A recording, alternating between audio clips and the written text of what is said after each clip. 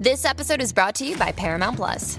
Get in, loser! Mean Girls is now streaming on Paramount Plus. Join Katie Heron as she meets the plastics in Tina Fey's new twist on the modern classic. Get ready for more of the rumors, backstabbing, and jokes you loved from the original movie with some fetch surprises. Rated PG-13. Wear pink and head to ParamountPlus.com to try it free. What does filmed for IMAX mean? It isn't just a movie that'll look great on IMAX's screens. It means that hiding from a sandstorm feels like fear in every flicker. And every triumph is felt in every sound wave. And the things we've only imagined, you can truly experience those too. That's what filmed for IMAX means. Get tickets to experience Dune Part 2 now and IMAX's exclusive expanded aspect ratio. In 1996, director Roland Emmerich and star Bill Pullman gave the world an explosive foray into third-kind encounters and how awesome America can truly be. In 2024, we try one of the most contentious bourbons on the market. The film is Independence Day. The whiskey is Willett Pot Still Reserve. And we'll review them both. This is the Film and Whiskey Podcast.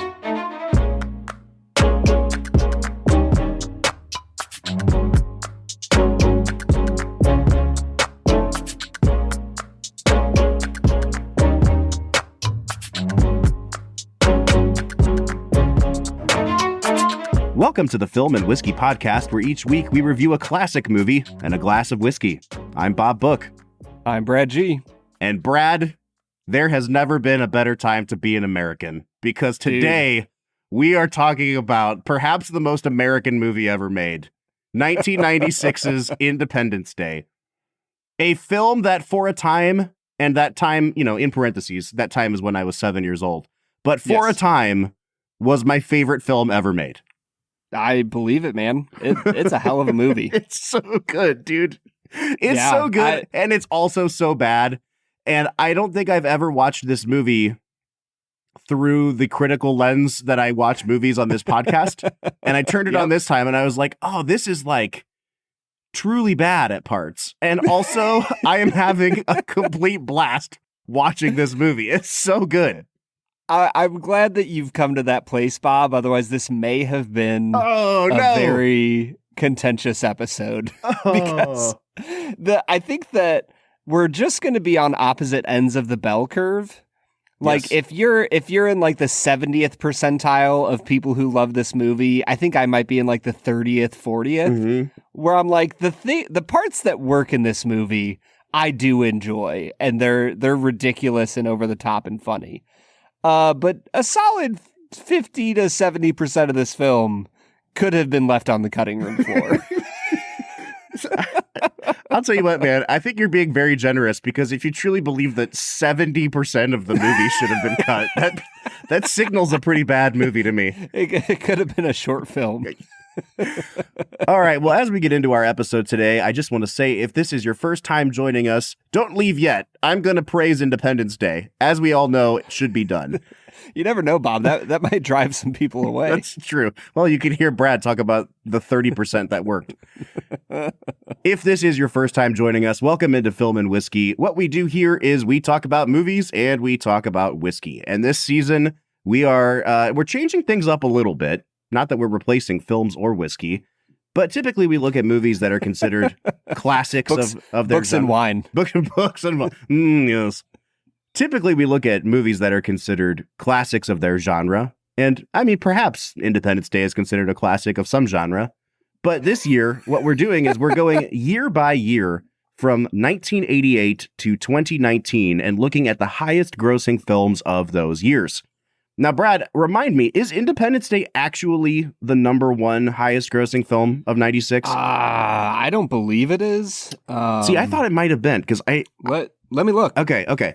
And while you look, I'll keep vamping. But every now and then we run into this situation where we're not actually watching the highest grossing film because we've already reviewed that. But we are looking at huge blockbuster moneymakers. And Independence Day, in a lot of ways, kind of exemplifies the summer blockbuster of the 1990s. This movie was a money printing machine.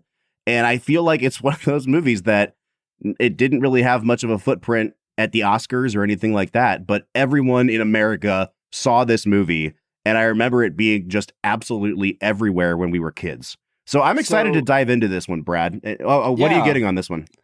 Well, the IMDb is only showing domestic. Mm-hmm. It's not showing foreign take. So according to IMDb's 1996 worldwide box office, this is the number one grossing film. We did it. With 306 million. Followed by Twister and Mission Impossible. What a freaking year. Yeah. Jerry Maguire at 4. Ransom at 5. 101 Dalmatians at 6. Look at that. Well, we had a good top 5 at least. Yeah. Hey, Brad, I've never heard of Ransom. It's a Mel Gibson movie where his kid gets taken and he kills a lot of people. It's freaking great. Okay. Yeah, it sounds like there's a theme here. Have you seen Twister? I've not seen Twister. They're making a sequel to it. I just saw the commercial during the Super Bowl. It has Glenn Powell. I'm very excited for Glenn Powell plus tornadoes. Glenn Powell's your rags to riches hope story for a new superstar, movie star. I know. He had to overcome looking like that to become the movie star that he is now. Speaking of sequels, I have very important news for you, Bob. Oh, what's that, Brad? I have finally gotten around to watching the film you've begged me to watch for 3 years now. I watched Denis' Dune. Ooh. You know what else is even bigger news? In the last 3 days, I too have watched Denis' Dune. Have you now? Yeah. Are you getting ready for Dune 2? I am. Yeah, there's a screening coming up in like a week. I'm very, very excited for it. I wanted to refresh myself. Interesting movie, Brad, because I saw it in the theater and it was like mind-blowing. Yeah. I saw it on the small screen and I was like, I really like when filmmakers take sci-fi seriously. And you can tell the scope and the scale of this movie is massive, and the shot composition is designed for a 40-foot wall with an image projected on it. Yeah. It doesn't quite translate as well on the small screen. I came out of this one like, that was like a 7.5. And when I saw it in the theater, I was like, that's an 8.5.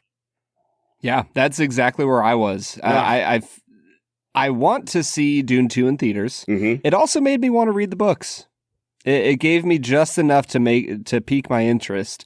I think the biggest problem with Dune was just that they got caught into the trap of world building, and they didn't lean into what Lord of the Rings does and help you fall in love with the characters. And I think that was my biggest problem with it, is like Oscar Isaac is busy dying, and I'm kind of like, meh.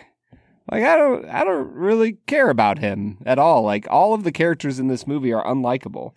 And the action is great. And, like, the world building is pretty cool. Like, there's these creepy witches, and there's a bunch of different houses, and there's an unseen emperor that's apparently going to be played by Christopher Walken, which led to no end of ridiculous imitations of what the emperor would be saying as Christopher Walken. But yeah, it was a good time. Had a good time with friends. Overall, was somewhat unimpressed with the film as a whole, but it's a Denis. Like the floor for that film is a 7, and like you said, in theaters, I can easily go, yeah, that's an 8 to 9 out of 10 movie in theaters. Well, see, Brad, the thing is, when you talk about how that movie failed to do world building right, you forgot to mention that the alternative to a world building movie is a movie where aliens come and just blow up your world. And that's what we have today. And that's why Independence Day, hot take, better than Dune. I feel like that is a hot take. It is also not my take, but I think that means that it is time for us to get into our first segment of the day, which we call Brad Explains. Brad's gonna give us the movie plot with only 60 seconds ticking on the clock. So let's go ahead and hear your take with this little segment that we call Brad Explains. Brad Explains is the part of the podcast where Brad breaks down the plot of the film that he has just seen, often for the first time. Brad, this was your first time with Independence Day, right? Sure was, yeah. You were talking about the bell curve of enjoyment. I also think you're on the other end of the bell curve for me in terms of age at which you first watched this movie? Oh, yes. And therefore the effectiveness of this movie? Yes. You also gave me like an education of 250 plus films before I watched this. So if there's anybody to blame for me being a little bit meh on the movie, it's your fault. It's ultimately me. Yeah. Yeah. Now, you were talking a bit ago about sequels. This movie did get a sequel back in, 2014, 2017. It was so forgettable that I have no idea when it came out, and I never saw that movie. So when you brought up sequels, I was like, wow, did you go watch the sequel to this movie? Because you would have outdone me on doing your homework on this film. I sure did not. Was Will Smith in that? I don't believe so. I know Jeff Goldblum was, but not Big Willie. So. Yeah, I will say my biggest surprise about Independence Day 1, the original, because I didn't even know there was a second one.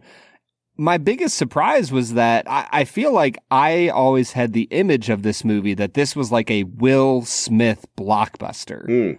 When in all reality, he was just kind of one cog in the machine, one piece of the puzzle. I was very surprised by how little he was in the film. Well, it's time for you to explain that machine and the cogs within it, because you have 1 minute on the clock to spoil this film, and go. So there weren't any aliens. And then there were, and they wanted to kill everybody, and we couldn't stop them. But then Jeff Goldblum can do some crazy math stuff, and now we can stop them, and we blow them up because they suck, and we're awesome. And why are we awesome, Brad? Because we're America. That's right, Let's baby. go, dude. All right, that's good enough. Let's jump into the movie itself. So I want to start just kind of from the beginning and work through this thing in the order that it is presented to us. So it starts with an image of the moon, and you see the memorial that Neil Armstrong set up, and then all of a sudden, a shadow creeps across the face of the moon. And what a freaking great way to start this movie. Incredible opening. Like, first off, you failed to mention that the opening, like, titles explode. As every film in the 90s did. Yeah, I was going to say, there's no hiding what this movie is about. No, it's about watching shit get blown up, Brad. So, okay, the movie starts with this moon thing, and very, very quickly, it gets into the meat of the movie. Like, you have the aliens showing up in these giant fireballs in the sky and starting to position their ships over major cities around the world. And we are introduced to a few groups of people in different cities. So you've got the Jeff Goldblum character in New York City. He is like the main tech guy at a cable company in the 90s. You've got Will Smith and his girlfriend and her son out in California. Will Smith is it an Air Force pilot? Like what? They continually refer to him as a Marine. A Marine. So he's a Marine pilot. Got it. Okay. So he's off base, but he's watching this whole thing unfold over the, skyline of Los Angeles. And then you've got Bill Pullman and his circle in Washington, D.C. Bill Pullman is the president of the United States. And boy, can we also just clearly say he is very obviously banging his assistant. That, like, Jeff Goldblum is nervous about them having an affair. Like, they're very obviously having an affair. He was right to be nervous. Is that what we're saying? Yes. Yes. Okay, so I was going to end my little thing about, triangulating all these three things by saying, boy, oh boy, is it crazy how much these three groups of people overlap throughout this movie. Yeah, and it's wild. And I'm going to be honest with you, man. I think that the first 30 to 35 minutes of this movie are almost perfectly plotted and set up, and like rhythmically, they move you through each of these groups of people. Like, I started watching this movie and I had to turn it off for a couple hours, and I stopped like right about the 35 minute mark. And the aliens had not yet blown anything up, but I was like, they're really doing a good job of building the suspense and the dread and the sort of ominous thing going on here. And I'm learning about these characters. And I will say that just in the next 15 minutes, like, the aliens are going to blow something up because Jeff Goldblum tells you the countdown is on. And then he tries to get in touch with his ex-wife, who we find out is the press secretary at the White House or something thereabouts. Who's totally not sleeping with the president. Not sleeping with the president, but wink, wink. And so then you get this side quest where Jeff Goldblum has to go to Washington, D.C. because he wants to save his wife and also tell the president about all this stuff. And I will say, like, as soon as that side quest starts, the next 15 minutes of the movie almost could have just been cut out, dude. Like, but what are you talking about, Bob? You get Judd Hirsch being the most Jewish Jew that has ever been a Jew. Like, offensively so. Yep. But also, okay, so the aliens start blowing stuff up. I paused it. 42 minutes and 40 seconds. Sure. Which is like a good chunk of the way into the movie. Yeah, I would say it is a really long movie. And I think if you cut out 30 minutes and you put that back about 15, get the aliens blowing stuff up 30 minutes in, I think you have a hell of a movie. And that's what I'm saying. Like, I actually thought that it was perfectly plotted up till 30 minutes. And from 30 to 42, it lost me. And I'm a guy who is like very firmly in the Independence Day camp. It lost me. And I was like, I made a mental note because I knew in my mind, Brad's going to think this drags here. And whether you did or not, I'm going to tell you, Brad, you are right. It does drag there. Thanks, man. I appreciate when you tell me that I'm right for things that I never even told that you I just assume about you. Yeah. Yeah, I struggled a little bit with pacing throughout the entire film. I think there's definitely moments where you spend time with characters that I just don't care about. I also think that they give you just enough time in the opening sequences of the film with certain like secondary characters that end up dying off, just enough to get you to like them. Mm-hmm. And specifically, I am thinking of Harvey Fierstein, who plays Marty, who has probably the most distinct voice in Hollywood history. Oh, yeah. Like, as soon as you hear his voice, you're like, oh, I know him. I don't know what his name is. I mean, I just had to look it up. But he is probably my favorite character. I wish they had killed everyone else off. Mm-hmm. Like, they could have killed Jeff Goldblum off and I would have been fine. Keep Harvey Fierstein alive. And I just want to see, like, a Cloverfield style.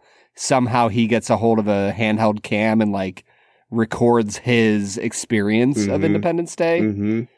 But overall, they keep the right people alive, and by the time you get to the ending action, you're kind of ready for everything to be over, and so that last bit of action really flies through. Yeah. But you're right, the middle 40-50% of the film, it's a lot, man.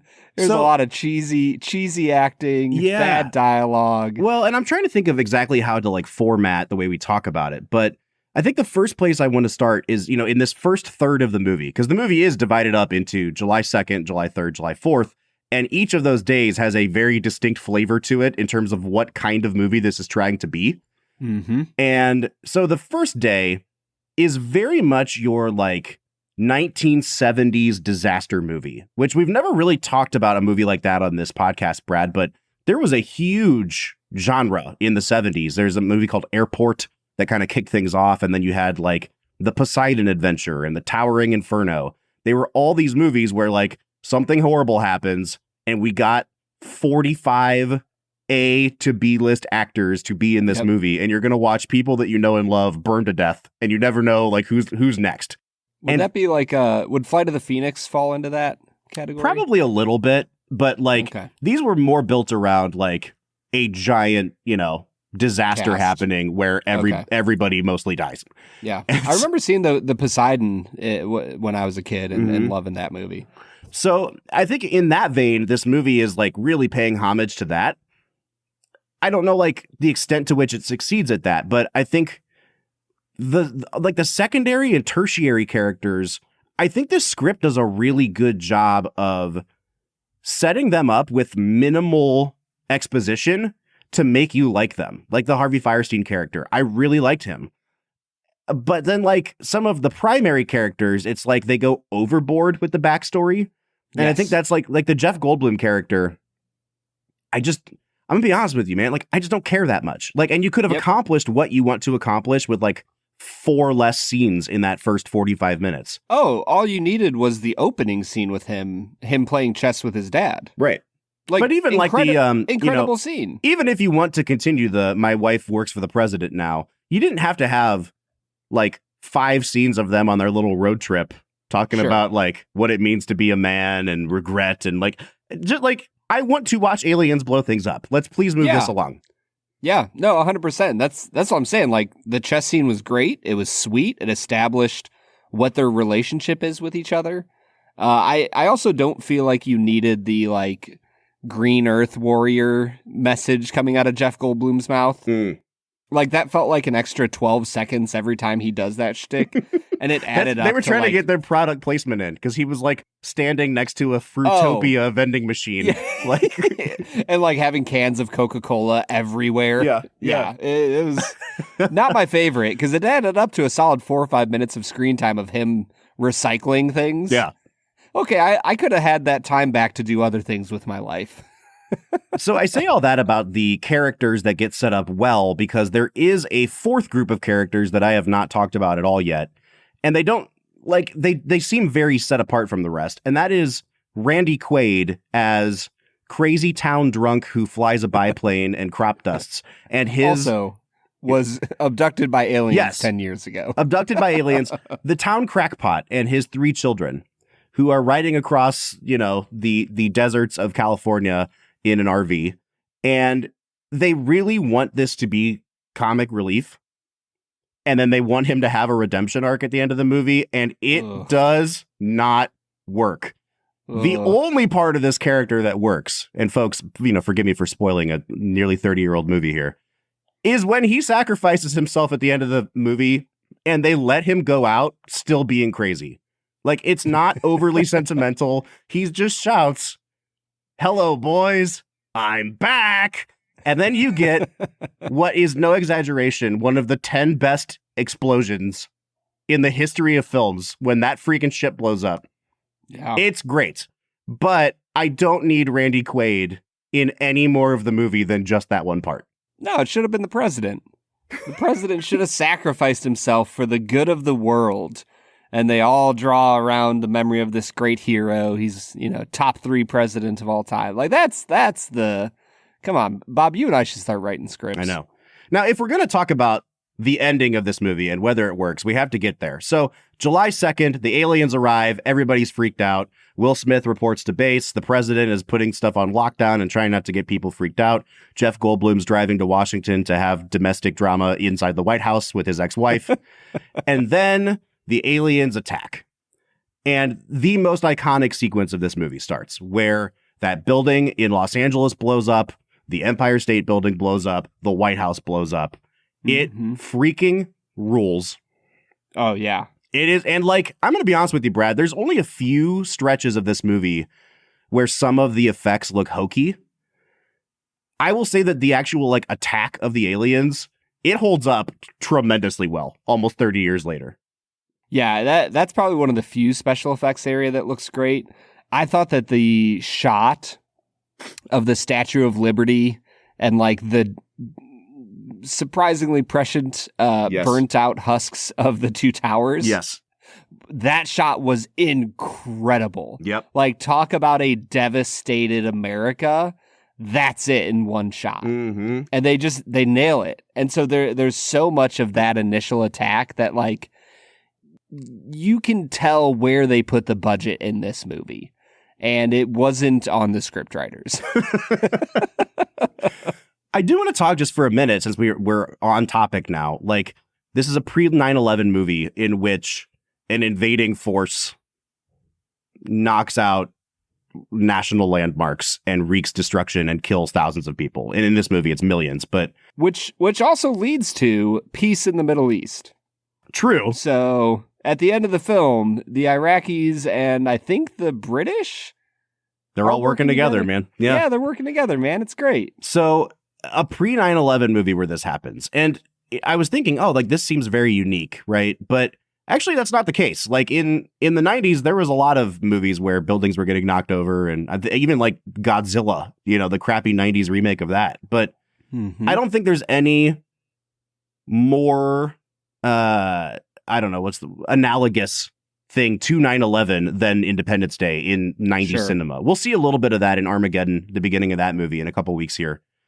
It's really interesting, man. And it's weird to watch with a post 9/11 lens, because I feel like when stuff like this happens now, you know, there's a lot of superhero movies now where they will destroy a city in the final fight of the movie. And a criticism of that genre is always like, you can't just flippantly kill thousands of people anymore in a post 9/11 world. Like, it just reads, it feels icky, right? Yeah. And I think we didn't feel icky about this in the 90s because it hadn't happened in real life yet.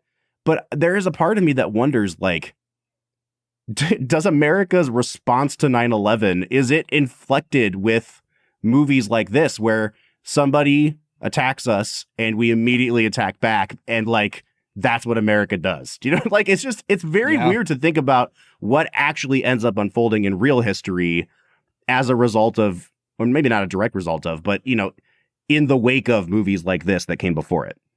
Yeah. I mean, it's fascinating because there are a lot of films still to this day that represent America as like a trigger happy reactionary nation. Mm-hmm. Like, I'm even thinking about the monster universe. Like, if you watch the first Godzilla from like, I don't know, 2013, 2014. Oh, yeah.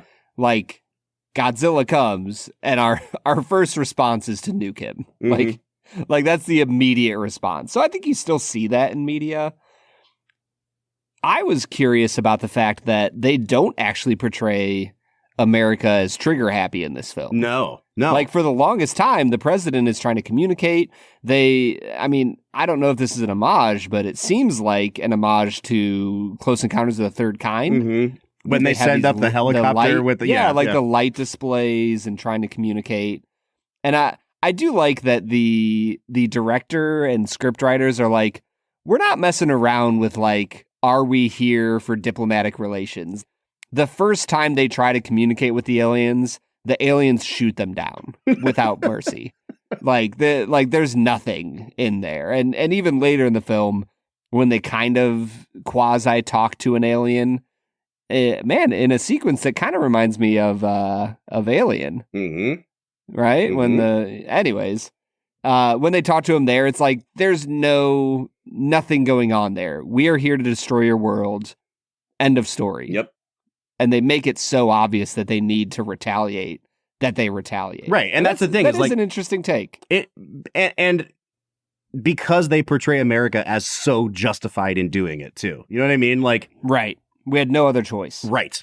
So anyway, I don't want to go down that road or open that can of worms, but it's an interesting document now post 9/11. Yeah. Oh, and I will say, like, watch it. It's always interesting to examine cultural artifacts, partially just for our own emotional response. Like, mm-hmm. when I'm watching this and I see the burning husk of 9/11, when I see the burning husk of the two towers in the scene following the devastation of New York, like, I got a little emotional, Bob. 100%, like, man. I remember being 11 years old and seeing the Twin Towers collapsing. Mm-hmm. Like, there was a part of me that was like, crap, this is bringing something up. Anyways. So there's a fade to black on July 2nd after all these cities get absolutely annihilated. We fade up on July 3rd. There's going to be a counteroffensive. We're going to send some fighter pilots up there and see what damage we can do. And this is really where like the bulk of the movie's exposition starts, because the first third is like, we don't know anything about them and we're operating solely based on fear and survival instinct. And the second day of the movie is where the movie really drags, Brad. Like middle third, there's some great sequences. Like I think that everything that happens with Will Smith is well done. Like the fighter pilot stuff, the chase through the canyons, punching an alien in the face and saying, "Welcome to Earth." This is a star-making performance for Will Smith. And he was, perhaps the biggest actor on TV outside of Bill Cosby with The Fresh Prince. He does Bad Boys in 1995. That's a big hit, but he had not cemented his movie star credentials. And then this movie comes out, and you're right, dude. Like, it's remembered as a Will Smith movie. Yep. He is not even, like, I don't even think he's in the movie as much as Bill Pullman is. No. And so, like, it says a whole lot about the charisma that my guy was bringing to the screen in 1996, that not only do we remember it as a Will Smith movie, but it just absolutely catapults him into the A-list pretty much immediately. Yeah. Yeah. I mean, at the end of the day, Bill Pullman, as an actor, is somebody that I've never heard of, Bob. So he's been in a lot of movies, but he was never outside of this, his biggest role ever is probably he was the lead in Spaceballs, like the Mel Brooks movie. Oh, he is. Yeah. That's funny. I didn't make that connection. And I feel like, we haven't really talked about performance as much, so let's sprinkle some in here. Bill Pullman, when I was a kid, I was like, that's a president. And now I watch it and I'm like, that's a guy trying to do a Clint Eastwood gruff voice. And I don't know why he's doing that voice the whole movie. And I don't know that this is a good performance. Yeah, it's not a great performance. It would honestly be probably my least favorite performance from the main kind of characters in the film. If not for the fact that he transforms into I don't know, Jack Nicholson and A Few Good Men and just gives a speech to beat all speeches at the end of the film. All right. No, we'll get there. We're on day 2 right now. So, I'm sorry. Yeah. So Will Smith's whole thing happens. What's going on in this part of the movie too is it's kind of your classic trilogy. They're trying to do a whole trilogy in one movie. Something happens at the end of the first movie that leaves you wanting more. In the second film, our heroes are truly laid low. And you think that we're laid low after the first day where all of our cities are bombed. But then on the second day, we try nuking the ship and nothing works. We get this extended sequence in Area 51, which really that whole sequence kind of sucks. But you get a great tip into horror for a minute where a live alien communicates the intentions of the aliens to the president. And then through the vocal cords of a dead human being. Yeah. It's incredible. And then that section of the movie ends with personal loss. The president's wife dies. The first lady dead on July 3rd. Can I please just comment on that for one quick second? Please. The president's wife dies. Why? Because the plot needs her to die. She needs to die. Yeah, that's exactly why. That's literally what the doctor says. He's like, isn't there anything you can do? And the doctor just kind of shrugs his shoulders and is like, well, she doesn't have plot armor, so... if she'd gotten here sooner. Yeah, but what's wrong? Well, she just didn't get here soon enough. Yeah, exactly. Okay. So she dies. You have a cute kid saying, is mommy sleeping? Oh, the waterworks are on, Brad. But not just a cute kid who has been in another movie in the Film and Whiskey history. Oh, who is this? Her name is Mae Whitmore, I believe.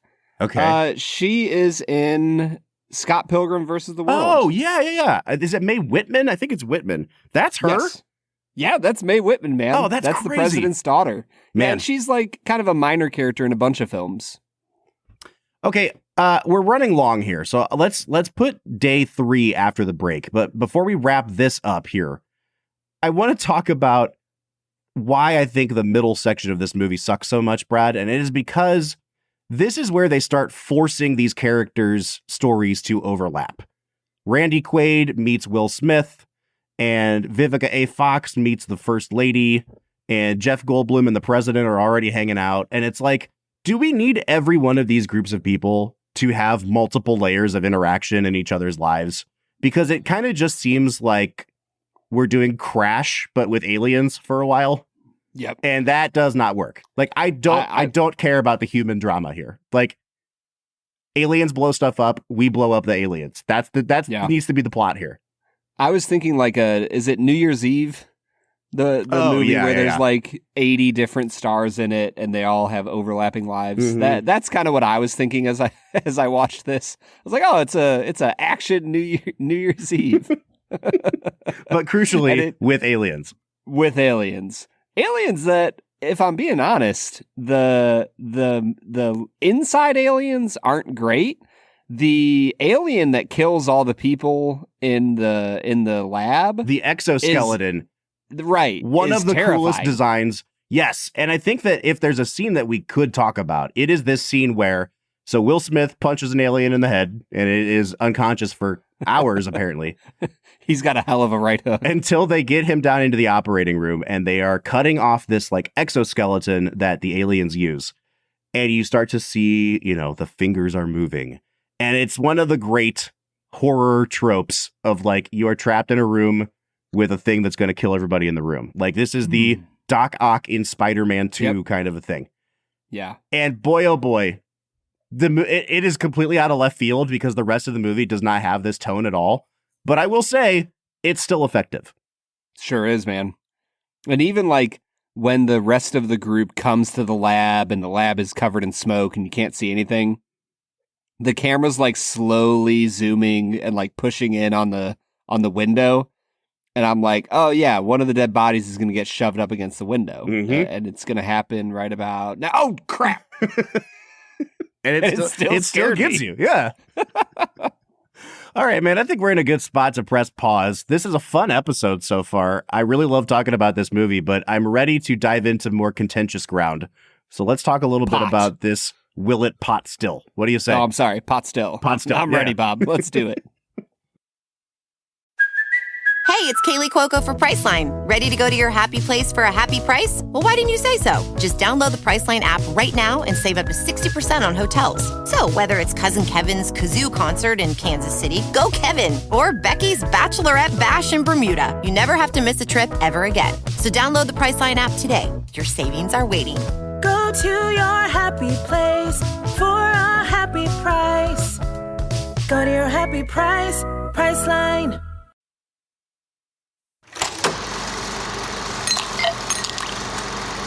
All right, so today we are checking out Willett Pot Still Reserve. Brad, I've already mentioned it a couple times. I've said that this is a contentious whiskey. I guess I'll just put it straight to you. Were you aware that this was a contentious whiskey? And like, what do you know about it? I would say yes. I know that the vibes on this whiskey are really harsh. And when I say vibes, I mean like genuinely people's thoughts. That this is something people either seem to really love or really hate. And I always had the impression that it was an expensive whiskey. And maybe that's because I had heard about it 3 or 4 years ago. I mean, I'll spoil the value, not my score, but it's about a $50 bottle of whiskey, Bob. Yeah. And it definitely did experience a spike during the peak of the bourbon boom. But then there is enough ill will towards this whiskey out there that like it market corrected itself. It's like one of the few ones that has kind of come back down into a reasonable range. Yeah. And I don't know. Do you know if it's like really hard to find, even though it's at 50-ish on the secondary? Yes and no. I mean, I think that this is like as available as regular Buffalo Trace. Okay. You know what I mean? Like it's kind of allocated, but not really. Yep. So this is from, obviously, the Willett Distillery. Willett started making this, I believe, back in 2008. It was originally introduced as a single barrel whiskey. And then in 2011 or 2012, they kind of, on the hush-hush, swapped out the labels to say small batch. They said that at no point were the batches any larger than 12 barrels. So it's a true small batch whiskey. This was not something that was being distilled by Willett because Willett didn't distill whiskey for a long, long time. And so it was always a fun game people played to try to figure out where this whiskey came from. Most people thought it was from Heaven Hill. I do have it on very good authority, Brad, that this is actually being made 100% by the Willett Distillery now that they have their operations up and running, and that it does, in fact, use a pot still in its distillation. So one of the big knocks on this whiskey, because if you've ever seen the bottles, the bottle of whiskey is shaped like a pot still. It is a very cool, albeit gimmicky bottle. Yeah. I don't care if it's gimmicky. It's a really cool it's bottle. Cool. Bob. Yeah, like I have nothing against it. I just, for a long time, people said, we don't actually know if there's a pot still involved in the production of this whiskey, or if they just put it in a bottle shaped like a pot still and then called it pot still whiskey. That's involving a pot still. It's a pot still replica. Made of glass, sure. Yeah, made of glass that holds the whiskey. But again, I can say, as far as I know, 2024, it is being 100% made by Willett, and it does use a pot still in the distillation process. So, on that note, let me say this. It's 94 proof. We do not know the exact mash bill on it, but it's suspected to be Willett's wheated mash bill. Brad, I'm pretty excited to dive into this. It's been years since I've tried this thing. Yeah, I tried it at some point with, I believe, my friend who gave this to us, Wes. So thank you, Wes. Thanks, Wes. Yeah, what a guy. I'm excited as well. My notes on it, honestly, are very interesting. I landed at an interesting place, and I'm excited for us both to get there. For me, the nose was decent. It was satisfactory. It didn't blow me away. Mm-hmm. I got some vanilla cake, kind of like a really dark raspberry. And then, like, I'm going to use a different phrase because I don't want to use this phrase. I'll let you take over it. I do have it trademarked. I'm going to call it Dusty Attic. That's the note I got on the nose. Overall, a decent nose. I'll give it a 7 out of 10. My first note, Brad, that I wrote down was the Willett freaking funk.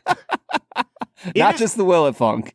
Dude, I don't know how they do it because, like, for so long they were sourcing this whiskey and now they're making it themselves and their whiskey still smells exactly the same. Like, about season 6 or so, season 5 maybe, we finally pinpointed what the funk is, and it's not actually funk. It's like rose petal. There's just a ton of rose on this. And it's here, man. It's here in spades. But there was also this really weird note that I got underneath it. And it was like burnt paper. It wasn't like char. It wasn't ash. It wasn't cigarette or tobacco or anything. It's like when you accidentally like catch a piece of paper on fire. There's a very specific smell to the way that burns. Is this a common occurrence for you, Bob? You know. Listen, man, when I get top secret messages, you got to burn those things with fire. All your Mission Impossible messages that self-destruct. So it was just a really weird thing to have underneath those layers of rose. And I couldn't tell if it was tipping me off to something bad coming. But in a vacuum, it wasn't a bad nose. It was just like, I'm going to take note. You know what I mean? So I'll give it a 7 out of 10 on the nose. The palate here, I got a really interesting note of, I don't know if you've been overseas much, Bob. I haven't.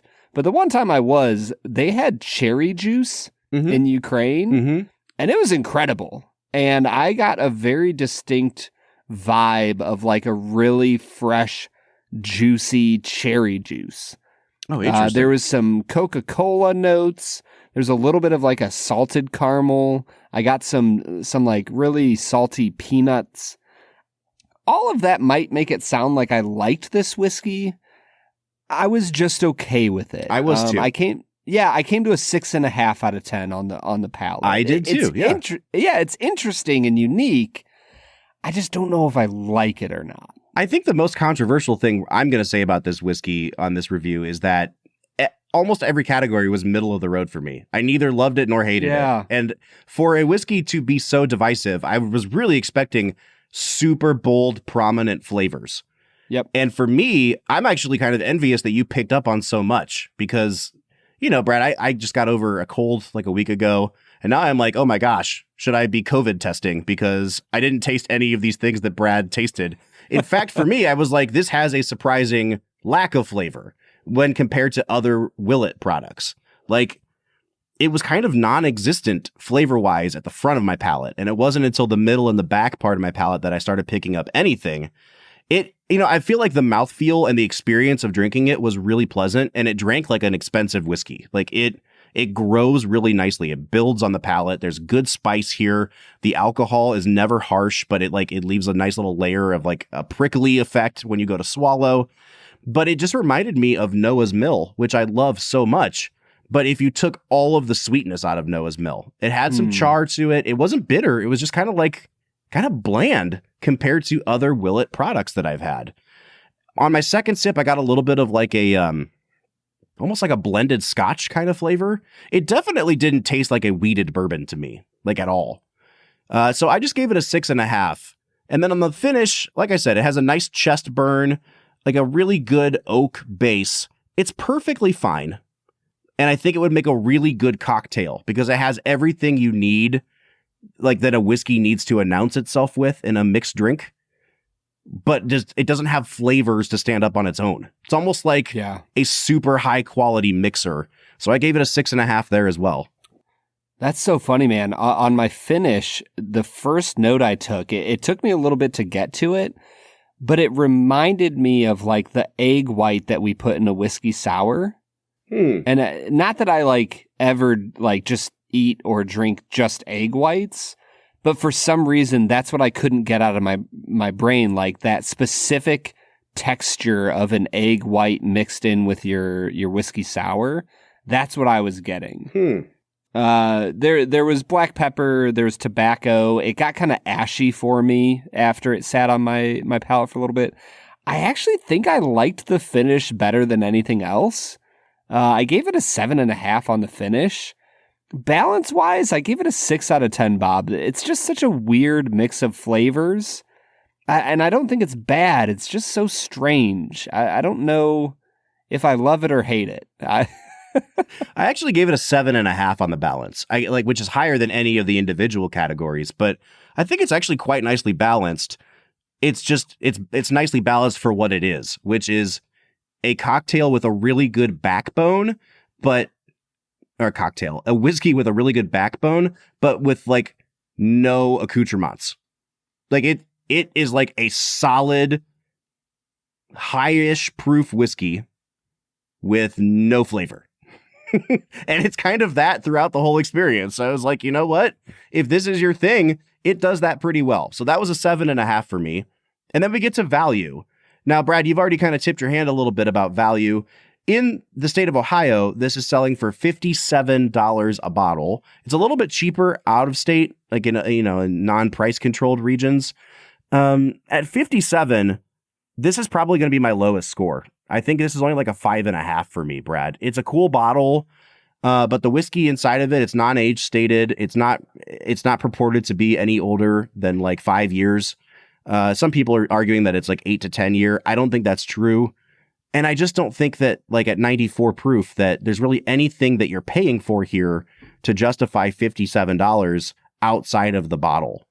Yeah, I'm with you. I'm going to give it a 5 out of 10, actually, for value. At almost $60, there's just a lot of other things to spend your money on. I mean, I will say, like, this is a fascinating whiskey. I think it's very interesting, and it deserves some level of buzz around people loving and hating it.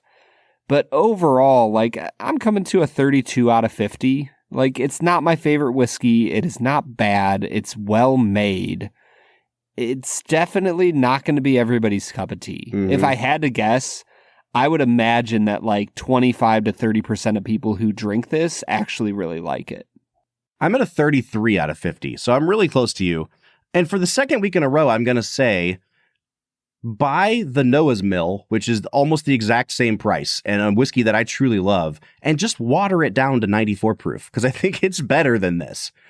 And so, like, that doesn't sound like a ringing endorsement. We're coming to a 32.5 out of 50, or 65 out of 100. We're just below the 35 out of 50 threshold, where we usually start recommending stuff. I'm not going to recommend this, but it's not because I'm opposed to it. You know what I mean? Like, I feel like people are going to see that we said, we don't recommend Willett Pot Still, and they'll be like, aha, I knew it, but like, it's fine. It's a fine whiskey. I think the big differentiation point for me is the price. Like, if it was cheaper, I'd probably tip into the 35 range. Yeah, honestly, if it was $10 cheaper, like if this was like a $45 to $50 whiskey, I'd say, yeah, this is a really unique and interesting whiskey for under $50. Mm-hmm.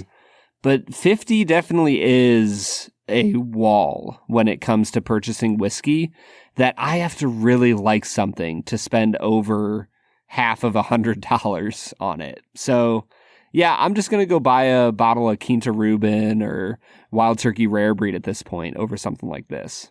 All right, man. Well, we're going to leave Willett Pot Still behind us. We're going to get back into talking about Independence Day, the greatest film ever made. What do you say? Obviously. Yeah, I'm ready, dude. Let's get to it. All right, that was Willett Pot Still Reserve. Brad, I'm not going to do any fancy segues. I'm going to ask you this. Should we finish talking about the movie and then do 2 facts and a falsehood, or should we keep the people in suspense and do our game? Let's do our game, Bob. They deserve to linger a little longer. All right, well, that means it is time for 2 facts and a falsehood. Brad is going to try to stump you, Bob. 2 are right and what is wrong. Two facts and a falsehood. Two Facts and a Falsehood is the part of the show where Brad presents me with 3 items as fact about the making of this movie, one of which is a complete lie and fabrication, and I have to annihilate it the way that the aliens tried to annihilate us in this film. Brad, I am sitting pretty. I think I'm at like 6-2 on the season. Yeah, you're nailing it, man. Also, how are we 8 movies in? Well, this is movie 9.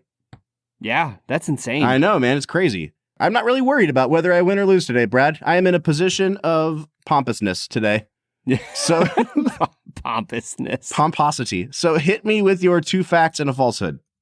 Fact number 1, filming took place in the summer of 1995, and unexpectedly, production was delayed for a few days when filming in the Los Angeles airport because it had a bomb threat from none other than the Unabomber, Ted Kaczynski.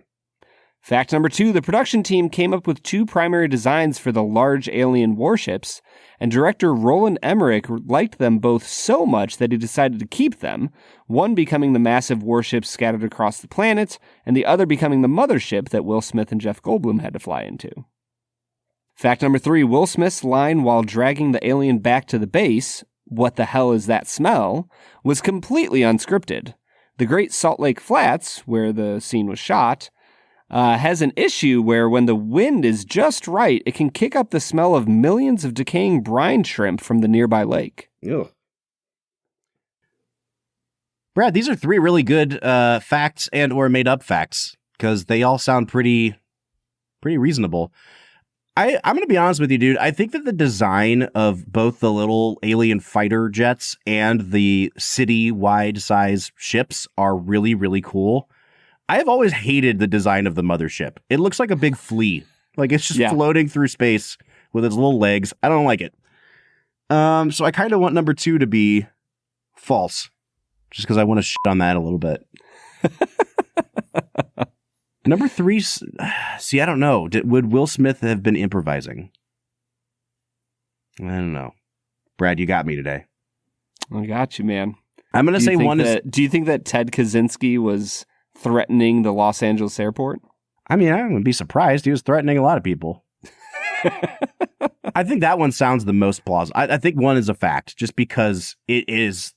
Like, why would you make up a fact about the Unabomber? It has nothing to do with this movie. So it's either 2 or 3, and it just depends on, did Will Smith improvise? I'm going to say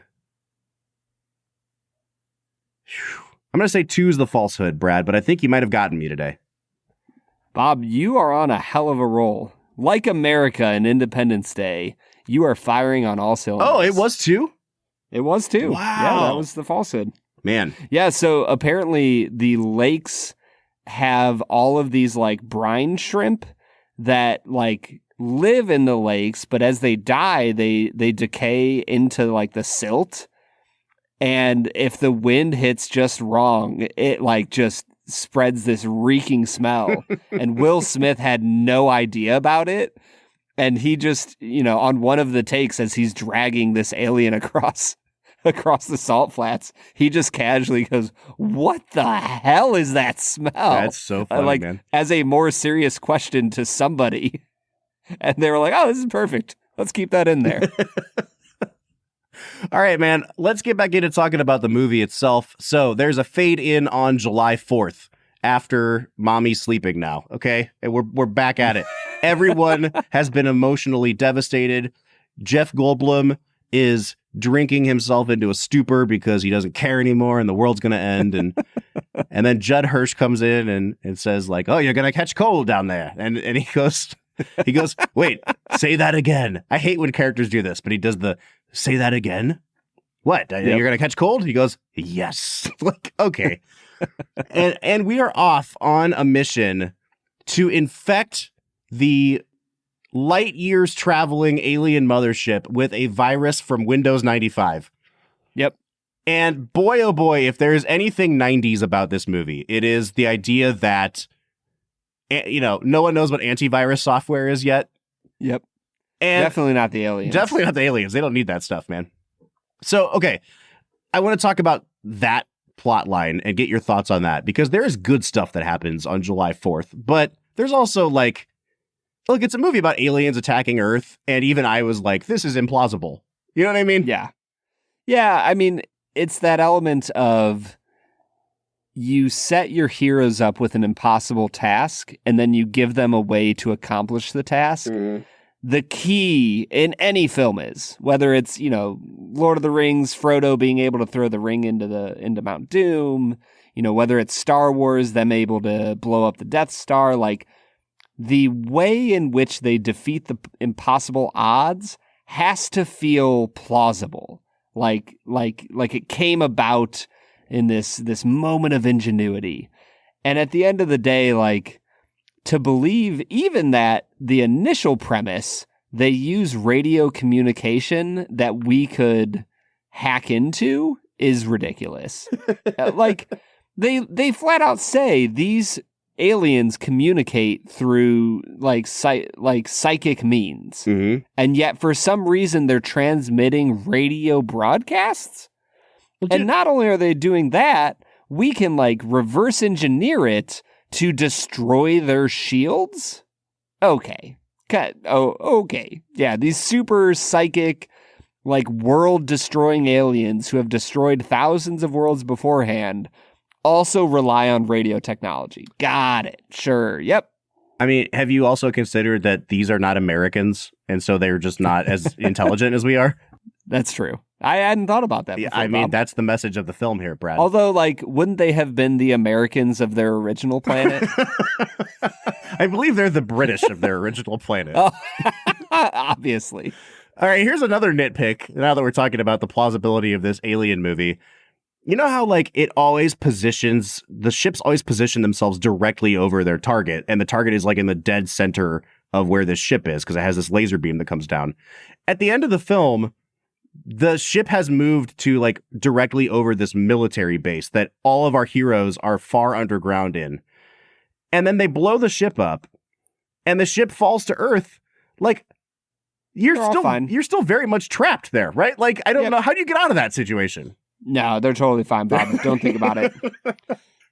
I totally didn't think about it myself. That question never came up one time. It's very obvious that they're going to be just fine. Honestly, as they blew it up the final time, I thought that they were going to do like some sort of like, it just like implodes on itself and burns up into nothingness. But no, they show it falling to the ground. Mm-hmm. And I was like, what? Yeah. Okay, sure. Why not? So the climax of this movie is what I am going to refer to as a double Star Wars. And this is after a guy we follow on YouTube, Brad, named Ryan George, who does the pitch meetings.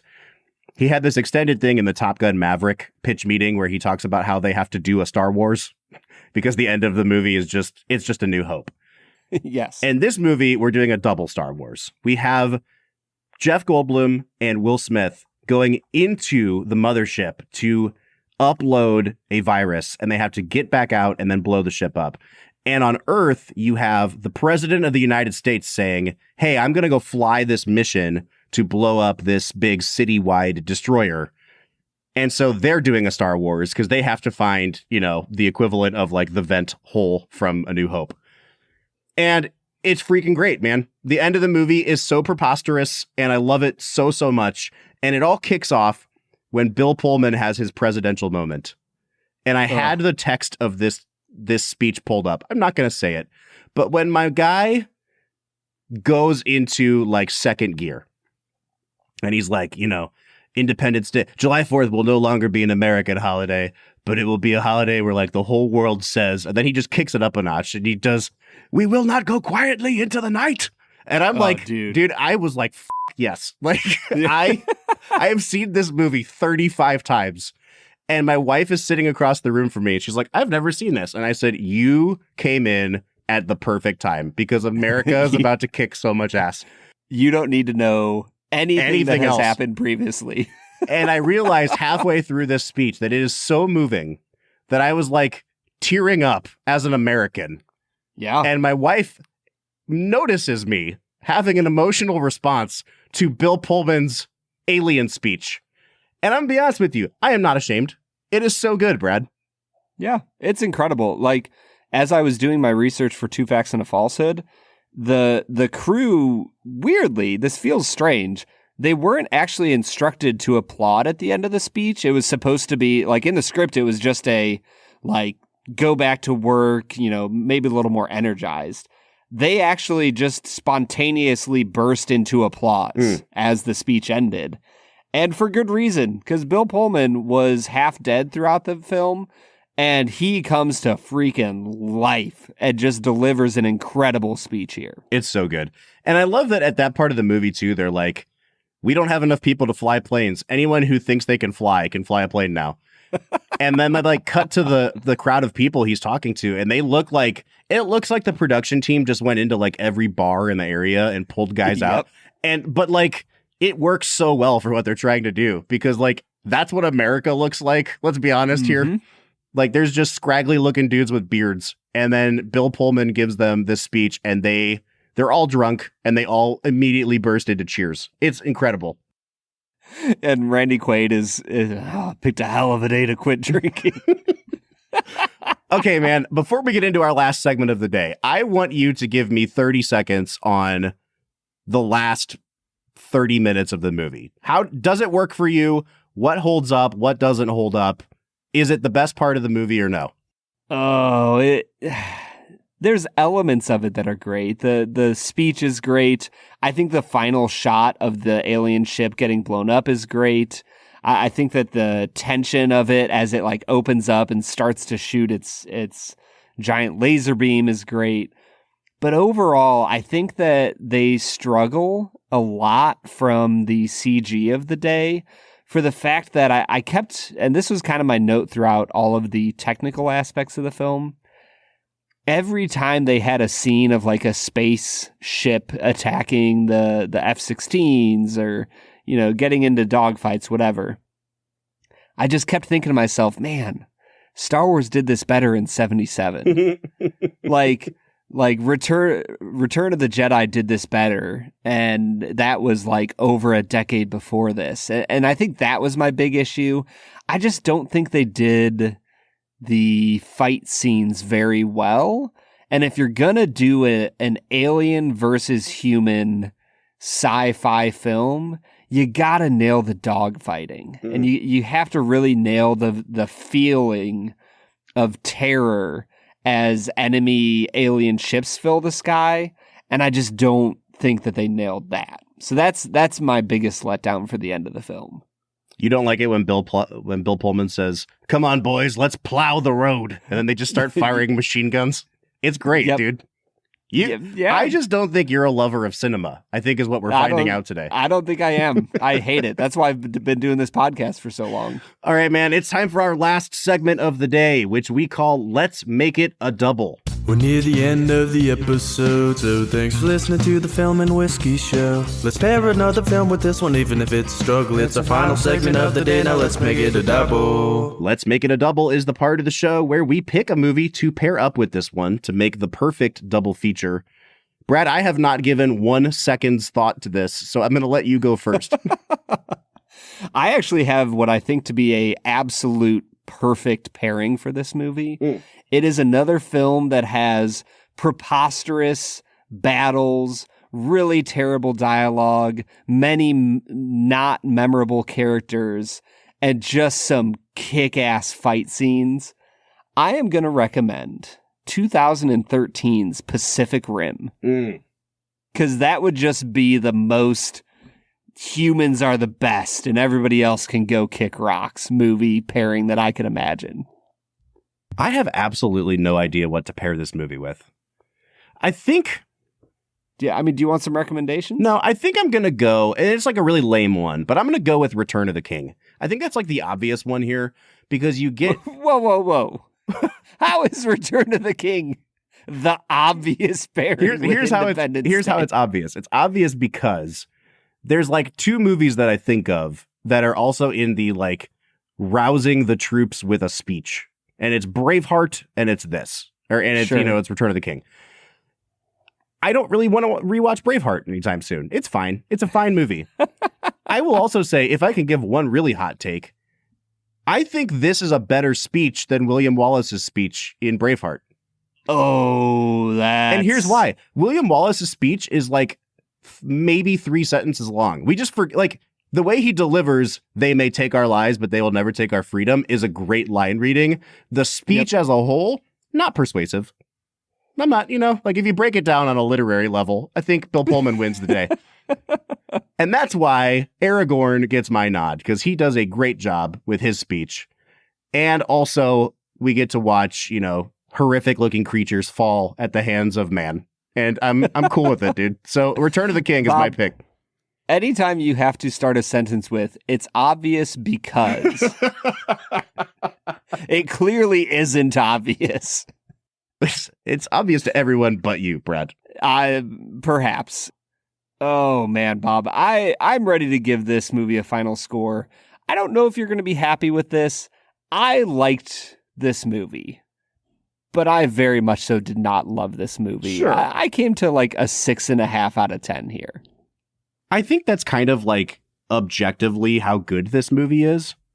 I am both operating from a place of, I saw this as an American child in the 90s. Yeah, you did. And also, like, I kind of want to give it a 7.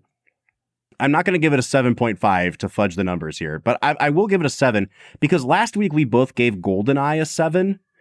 And, like, Goldeneye may or may not have more filmmaking merits than this movie, but I think, like, the action sequences are incredibly well done in this film.